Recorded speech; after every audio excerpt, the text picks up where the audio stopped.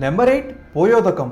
ఎవరైతే ఒక పురుషుడు పెళ్లి చేసుకునే ఉద్దేశం లేకుండానే ఒక స్త్రీతో శృంగారం చేస్తారో, ఒక స్త్రీని మోసం చేస్తారో అలాంటి వాళ్ళకి ఈ శిక్షను విధించడం జరుగుతుంది.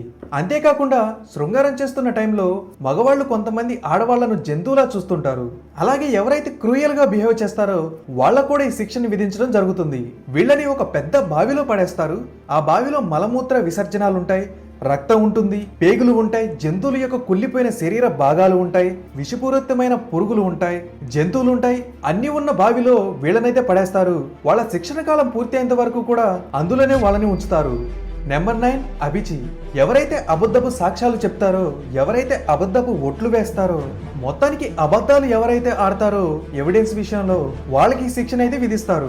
ఈ శిక్షలో భాగంగా వాళ్ళని ఏం చేస్తారంటే ముందుగా వాళ్ళని విపరీతంగా టార్చర్ చేస్తారు. ఆ తర్వాత చాలా ఎత్తైన ప్రదేశానికి తీసుకొని వెళ్ళి అక్కడ నుంచి కింద పడేస్తారు. మళ్ళీ అలాగే తీసుకొని వెళ్ళి మళ్ళీ కింద పడేస్తారు. ఈ మధ్యలో కొడుతూ ఉంటారు.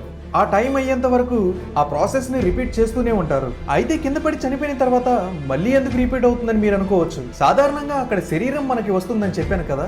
మనం చనిపోయి స్వర్గానికి లేదా నరకానికి వెళ్ళిన తరువాత ఆ శరీరానికి బాధలు సుఖాలు తెలుస్తాయి, కానీ వాటికి మరణం అనేది ఉండదు. ఎన్నిసార్లు మనం చనిపోయే సిచ్యువేషన్ వచ్చినప్పటికీ కూడా ఆ శరీరం ద్వారా మనం చనిపోం, కానీ మనకు విపరీతమైన నొప్పి అనేది తెలుస్తూ ఉంటుంది ఆ యొక్క నరకపు శిక్షణ సమయంలో.